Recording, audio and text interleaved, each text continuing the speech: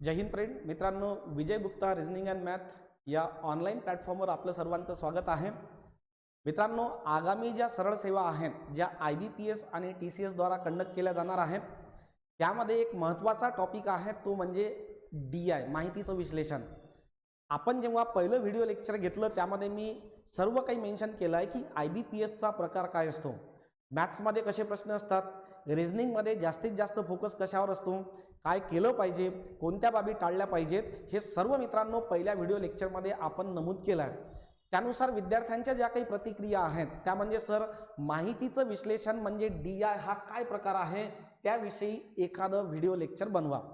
तर मित्रांनो, data interpretation हा प्रकार IBPS क्लर्क किंवा POच्या एक्झाममध्ये 10 ते 15 प्रश्नाला किंवा मार्काला विचारला जातो. तर यावरून लक्षात घ्या की त्याचं इम्पॉर्टन्स किती आहे. आगामी जेवढ्याही सरळ सेवा आहेत त्याच्यामध्ये डेफिनेटली 5 मार्काला तुम्हाला DIचे प्रश्न विचारले जातील.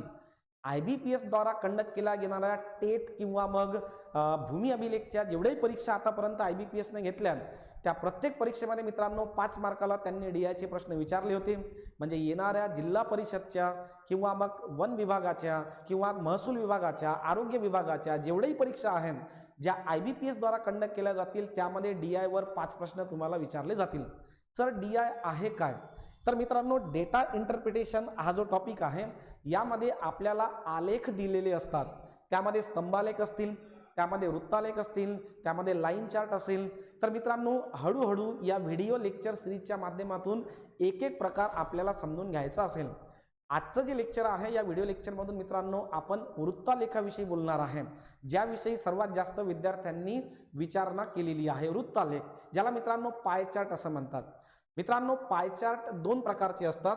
एक पाय चार्ट असा असतो ज्याच्यामध्ये मित्रांनो दिलेला डेटा हा पर्सेंटेजच्या स्वरूपात दिलेला असतो, म्हणजे 30% आहे, 50% आहे, 20% आहे या स्वरूपात. एक दुसरा पाय चार्ट असतो मित्रांनो ज्याच्यामध्ये दिलेला जो डेटा आहे तो आपल्याला डिग्रीच्या स्वरूपात दिलेला असतो, जसं 36 डिग्री असेल, 40 डिग्री असेल, 20 डिग्री असेल या स्वरूपाचा. सर यांचं काय राहते, हे प्रश्न कसे असतात, तर या सगळ्यांचं एक्सप्लेनेशन मित्रांनो तुम्हाला या व्हिडिओ लेक्चरच्या माध्यमातून मिळेल. शेवटपर्यंत व्यवस्थित पाहत राहा. मित्रांनो, जर इथून समोर येणाऱ्या आगामी सरळ सेवा किंवा मग सेंट्रल गव्हर्नमेंट झाला कंडक्ट केल्या जाणाऱ्या वेगवेगळ्या स्पर्धा परीक्षा म्हणजे SSC, रेल्वे रिक्रुटमेंट आणि इतर एक्झामची जर तुम्ही तयारी करत असाल तर मित्रांनो आपल्या ॲपवर एक कोर्स त्या पद्धतीने आपण डिझाईन केला आहे. ज्या कोर्समध्ये मित्रांनो 2013 पासून तर आतापर्यंत विचारण्यात आलेल्या सर्व प्रश्नांचं जवळपास 5000 प्रश्नांचं आपण डिस्कशन केलेलं आहे. त्यामध्ये IBPS, TCS, SSC, railway recruitment, MPSC या सर्व प्रश्नांचं डिटेलमध्ये एक्सप्लेनेशन दिलं आहे. ॲपची लिंक मित्रांनो खाली डिस्क्रिप्शनमध्ये आहे. ॲप डाउनलोड करा आणि निश्चितपणे हा जो कोर्स आहे तो एकदा बघा. एक खूप मोठा आणि एक शानदार असा कोर्स आपण त्या ठिकाणी डिझाईन केलेला आहे. मित्रांनो, आपण वळूया आपल्या प्रश्नांकडे. तर समजून घ्या की पाय चार्ट कसा असतो.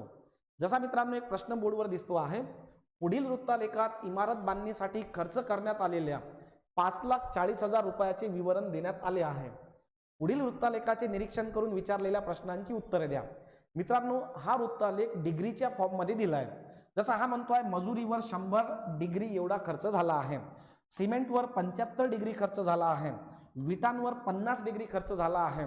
सर या डिग्रीचं करायचं काय असते, यावर प्रश्न कसे असतात, तर प्रश्न असे असतात मित्रांनो, इमारत बांधकामांसाठी विटांवर केलेला खर्च किती, फर्निचरवर केलेला खर्च हा विटांवर केलेल्या खर्चापेक्षा किती रुपयांनी कमी किंवा जास्त आहे. मित्रांनो, DIचे प्रश्न सॉल्व्ह करण्यासाठी 3 टॉपिक पक्के असले पाहिजे. एक तर तुम्हाला पर्सेंटेज जमलं पाहिजे, दुसरं ॲव्हरेज काढता यायला पाहिजे आणि तिसरं रेशो अँड प्रपोर्शनची तुम्हाला माहिती असली पाहिजे. नसेल तर ते सुद्धा आपण व्हिडिओ लेक्चरच्या माध्यमातून करून घेऊया. मित्रांनो, पहिले घेऊया आपण पर्सेंटेजच्या फॉर्ममध्ये प्रश्न असेल तर त्याला कसं सॉल्व्ह केलं जाते. तर बोर्डवर पाहत राहा. पुढील वृत्तालेखात विविध कोर्समध्ये ॲडमिशन घेतलेल्या 6,500 विद्यार्थ्यांचे विवरण दिले आहे. जसं BSc करणारे विद्यार्थी 30%, MBBS करणारे 6%, B.Ed करणारे 18%, या पद्धतीने मित्रांनो माहिती देण्यात आली आहे. आता हा प्रश्न सॉल्व्ह कसा करायचा किंवा सर डेटा कसा काढायचा, सुरुवातीला डेटा काढून दाखवतो. सपोज मित्रांनो तुम्हाला काढायचं आहे BScला ॲडमिशन घेतलेल्या विद्यार्थ्यांची संख्या किती. तर BSc करणाऱ्या विद्यार्थ्यांची संख्या पाय चार्टमध्ये 30% नमूद केले आहे. हे 30% कोणाचे असतील तर हे एकूण विद्यार्थी संख्येचे असतील. तर मित्रांनो सिंपली या ठिकाणी आपण 6500 चे म्हणजे गुणाकार 30% म्हणजे खाली 100 पैकी 30 हे काढूया, म्हणजे आपल्याला BSc करणाऱ्या विद्यार्थ्यांची संख्या मिळून जाईल. ठीक आहे ना, सिंपल आहे. इथे 2 झिरो कट होतील, 2 झिरो कट होतील. फायनल कॅल्क्युलेशनमध्ये 65 गुणिला 30 असं शिल्लक राहील. कॅल्क्युलेशन केलं तर 3 5 15 5 हातचाला 1. त्यानंतर मित्रांनो 3 × 18 18 आणि 1 19 आणि हा झिरो ठेवला तर आपल्याला उत्तर मिळेल BScला ॲडमिशन घेतलेल्या विद्यार्थ्यांची संख्या जी आहे ती आहे 1950. सो सिंपल आहे, इझी आहे. ठीक आहे ना. तसंच एखादं आणखीन काढून पाहूया, तुम्ही पण काढून पहा. सपोज मी तुम्हाला विचारलं की BTech करणाऱ्या विद्यार्थ्यांची संख्या किती, तर 60%. पहा बोर्डवर कसं काढायचं, 7%. तर मित्रांनो 6500 चे 7% एवढे विद्यार्थी BTech करत आहेत.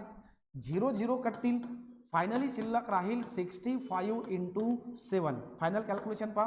7 5 35 5 हातचेले 3 7 सकम 42 43 44 आणि 45. 455 विद्यार्थी आहेत जे BTech करत आहेत. तर मित्रांनो डेटा कसा काढायचा ते मी या ठिकाणी क्लिअर केलं. आता प्रश्नांकडे वळूया आणि स्मार्टली काही करता येईल का याचा विचार करूया. मित्रांनो पहिला प्रश्न पहा. पहिला प्रश्न आहे MBA व MBBSच्या विद्यार्थी संख्येतील फरक किती. आता युजली हा प्रश्न पाहिल्यानंतर तुमच्या माइंडमध्ये आलं असेल सर सोपी आहे, पहिले MBA करणारे विद्यार्थी किती आहेत ते काढून घ्यायचे, म्हणजे सर 26%. त्यानंतर MBBS करणारे विद्यार्थी किती आहेत ते काढून घ्यायचे. पहा MBBS करणारे विद्यार्थी आपल्याला दिले 6%. MBA करणाऱ्या विद्यार्थ्यांची संख्या घ्यायची, काहीतरी निघेल. MBBS करणाऱ्या विद्यार्थ्यांची संख्या घ्यायची, काहीतरी निघेल. त्यांची वजाबाकी करायची, म्हणजे सर आपल्याला उत्तर काढता येईल. पण मित्रांनो माझा सल्ला असेल त्याहीपेक्षा सोपी मेथड आहे जी तुम्हाला डायरेक्टली उत्तर काढून देईल. काय करायचं तर इथे तुम्ही जे पर्सेंटेज काढत आहात ते 6500 पैकीच काढत आहात, आणि जर पर्सेंटेज काढताना एकच अंक तुम्ही बेस म्हणून घेतला असेल तर डायरेक्ट कॅल्क्युलेशन करता येईल. पहा कसं. तुम्हाला विचारलं आहे MBAला ॲडमिशन घेतलेल्या विद्यार्थी आणि MBBSला ॲडमिशन घेतलेले विद्यार्थी यांच्यातील फरक किती. तर मित्रांनो MBAला ॲडमिशन घेतलेल्या विद्यार्थ्यांची संख्या 26% आहे. MBBSला ॲडमिशन घेतलेल्या विद्यार्थ्यांची संख्या 6% आहे. यांची वजाबाकी केली तर आपल्याला फरक मिळतो आहे 20%. पण मित्रांनो हे 20% कोणाचे, करेक्ट 6500 चे 6500 चे 20% काढा, म्हणजे आपल्याला फायनली आपलं आन्सर मिळेल. हे लिहिलं आपण 6500 चे 20%. 0 0 0 0 या ठिकाणी कट केले. 65 दोन्ही 130, त्यावर एक 0 ठेवला. सो करेक्ट आन्सर आपल्याला मिळते मित्रांनो या ठिकाणी 1300. डन, संपला प्रश्न. ठीक आहे ना. म्हणजे स्मार्ट वर्क करायला या ठिकाणी काय आहे, स्कोप आहे. वेगवेगळं काढून वजाबाकी करण्यापेक्षा डायरेक्ट करा, कमी वेळेत आपला तो प्रश्न काय होऊन जाईल, अटेम्प्ट होऊन जाईल. ठीक आहे ना. त्यानंतर B.Ed फार्मसी MBBSला शिकणाऱ्या विद्यार्थ्यांची एकूण संख्या किती. परत मी तेच म्हणेल मित्रांनो, B.Edला शिकणारे वेगळे काढायचे, फार्मसीला वेगळे काढायचे, MBBSला वेगळे काढायचे, त्यांची बेरीज करायची, उत्तर तेच निघेल. फक्त उत्तर काढण्यासाठी लागणारा वेळ जास्त असेल. आपण डायरेक्ट काढूया. ठीक आहे ना. पहा B.Ed फार्मसी आणि MBBS. ठीक आहे, बेरीज करून टाकूया. सर आपल्याला दिला आहे B.Edला ॲडमिशन घेतलेल्या विद्यार्थ्यांची संख्या 18%, फार्मसीला आहेत मित्रांनो 13%. ठीक आहे ना. आणि आणखीन आपल्याला विचारलं आहे MBBS. ठीक आहे, B.Ed फार्मसी आणि MBBS. MBBSला ॲडमिटेड असणारे विद्यार्थी आहेत 6%. बेरीज करूया आपण या ठिकाणी. ठीक आहे, 8 आणि 3 8 9 10 11 11 आणि 6 केले मित्रांनो तर 1707 हातचाला 1. ठीक आहे ना. 1 2 आणि 3. सो करेक्ट इथे आहे सर आपल्याला 37% काढायचे असतील. ठीक आहे ना, या पद्धतीने. आता मित्रांनो 37% कोणाचे तर 6500 चे. इथे घेतलं आपण सर 6500 चे 37%. ठीक आहे ना. सिंपली 0 0 0 0 कट केला. फायनली उरत्या मित्रांनो आपल्याकडे 65 गुणिला 37. ठीक आहे ना. 7 5 35 5 हातच्याले 3 7 सकम 42 आणि 3 केले तर 45 येतील. 3 5 15 5 हातचाला 1 सायंत्रिक 18 आणि 1 म्हणजे 19. मित्रांनो इथे 5 आलं. 5 आणि 5 10 9 आणि 1 10 7 14 आणि हे झाले 24. सो करेक्ट आन्सर जे आहे मित्रांनो ते यायला पाहिजे 2405. एवढे विद्यार्थी असतील जे विद्यार्थी या तिन्ही कोर्सला ॲडमिशन घेतलेले दर्शवत आहेत. सिंपल आहे की नाही सांगा. तर मित्रांनो इझी प्रश्न असतात DIचे. फक्त DIचं रीडिंग घेता यायला पाहिजे, पर्सेंटेज काढता यायला पाहिजे, बाकी नॉर्मल आहे, बेरीज वजा बाकी गुणाकार भागाकार. पुढला प्रश्न पहा.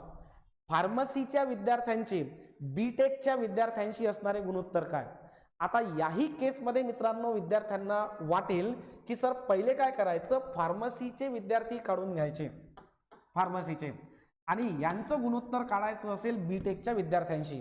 मग फार्मसीचे विद्यार्थी किती, 13%. मग 6500चे आपण 13% काढूया. त्यानंतर BTechचे 60% म्हणजे 6500चे 7% काढूया. त्यानंतर मित्रांनो कॅल्क्युलेट करूया. पण मी परत तेच म्हणेल, तुम्ही जे 13% काढले ते 6500चेच काढले, तुम्ही जे 7% काढले ते 6500चेच काढले. मित्रांनो ते 6500 कटतील, म्हणून डायरेक्ट लिहा सर फार्मसीचे 13 आणि BTechचे 7. सो करेक्ट आन्सर यायला पाहिजे 13:7. ठीक आहे ना, 13:7 म्हणजे मित्रांनो option number 3 is correct. Last आहे BScच्या विद्यार्थ्यांची एकूण संख्या किती. आता मात्र मित्रांनो तुम्हाला हा प्रश्न सॉल्व करावा लागेल. हा प्रश्न मी ऑलरेडी सॉल्व केला आहे. तुम्ही आता सॉल्व करून पहा आणि काय उत्तर निघते आहे ते मला कमेंटमध्ये कळवा. ठीक आहे ना. तर मित्रांनो पाय चार्ट हा डिग्रीच्या स्वरूपात आणि पर्सेंटेजच्या स्वरूपात दिलेला असतो. पर्सेंटेजच्या स्वरूपात दिलेला असेल तर काय करायचं ते मी क्लिअर केलं.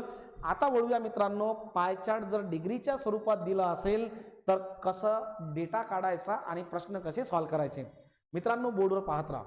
सपोज तुम्हाला विचारलं आहे की विटांवर लागणारा खर्च किती. आपण एकूण 5,40,000 रुपये खर्च केले आहे. विटांवर लागणारा खर्च किती असेल ते काढूया. तर मित्रांनो इथे विटांवर लागणारा खर्च दिला आहे 50 डिग्री.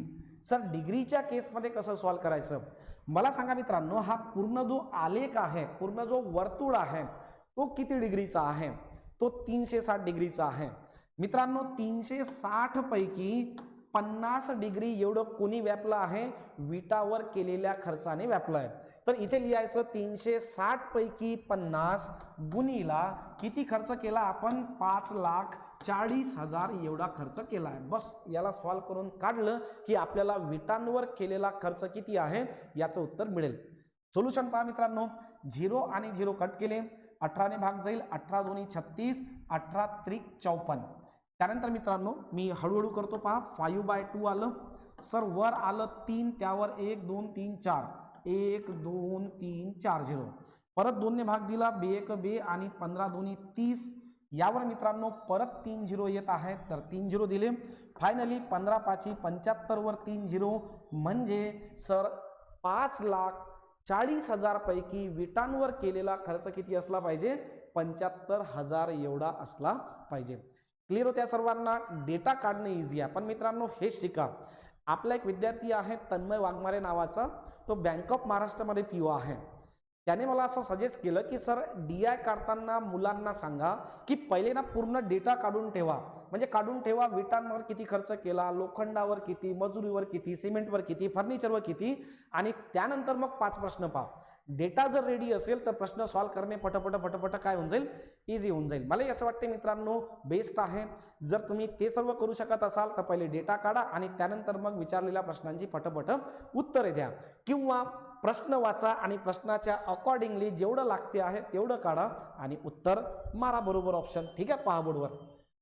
इमारत बांधकामांसाठी विटांवर केलेला खर्च किती. आत्ताच या प्रश्नाचं उत्तर आपण काढलंय 75,000. ठीक आहे ना.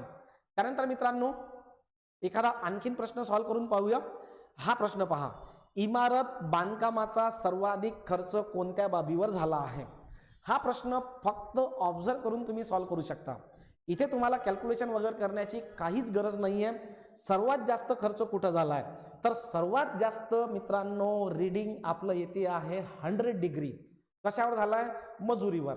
म्हणजे जर तुम्ही 5,40,000चे 100% काढले तर तुम्हाला मिळून जाईल किती खर्च झाला. पण सगळ्यांचा खर्च काढल्यानंतर सर्वाधिक खर्च कोणाचा आहे असं काढण्याची गरज नाही. डायरेक्ट दिसते 100 डिग्री सर्वात जास्त आहे, म्हणून आपण उत्तर निवडलं मित्रांनो मजुरी. एखादा आणखीन प्रश्न पहा. सिमेंटवर किती खर्च करण्यात आला आहे ते दर्शवणारा पर्याय निवडा. तर मित्रांनो लक्षात घेऊया, सर सिमेंटवर खर्च केला आहे 75 डिग्री. सिंपली लिहूया, सर एकूण डिग्री 360 आहे, 360चा सर्कलचा अँगल असतो, त्यापैकी सिमेंटचा खर्च 75 डिग्रीने दर्शवला आहे कोणाच्या, तर 5,40,000च्या. बस सिंपल आहे. 0 0 कट केला, परत 18ने भाग देऊया. सर 18 दोन्ही 36, 18 त्रिक 54, त्यानंतर 1 2 3 हे सर 1 2 3 0 दिले, त्यानंतर 2 आणि 15 दोन्ही 30, 15 वर हे 2 0 दिले. फायनली सर आपल्याकडे राहते आहे 75 गुणिला 1500. ठीक आहे ना. बस मित्रांनो सॉल्व करूया. 15 5 75 5 हातच्याले 7, 15 7 5 दश 105 आणि 7 केले तर मित्रांनो हे येतील 112 आणि त्यावर मित्रांनो आपण दिले 2 0. तर हे जे आहे हे ते आहे 1,12,500. ठीक आहे ना. एकदा ऑप्शन पण पाहून घ्या. ऑप्शनमध्ये मित्रांनो आपल्याला 1,12,500 परफेक्टली दिलेलं आहे. तर मित्रांनो डिग्रीचा प्रश्न असेल तर कसा सॉल्व करायचा ते पण मी क्लिअर केलं. पर्सेंटेजचा प्रश्न असेल तर कसा सॉल्व करायचा ते पण मी क्लिअर केलं. एक प्रश्न मित्रांनो मी तुमच्यासाठी सोडून जातो आहे, तो म्हणजे हा विटांवर केलेला खर्च हा फर्निचरवर केलेल्या खर्चांपेक्षा किती रुपयांनी कमी आहे. मी तुम्हाला एक हिंट देतो की तुम्हाला या ठिकाणी प्रश्न सॉल्व करण्यासाठी स्मार्ट वर्क करण्याला स्कोप आहे. तर मित्रांनो निश्चितपणे याचं उत्तर कमेंटमध्ये मला सांगा. आणखीन जर तुमची सरळ सेवेसंदर्भात काही रिक्वायरमेंट असेल तर निश्चितपणे मला सुचवा. इथे थांबूया. धन्यवाद.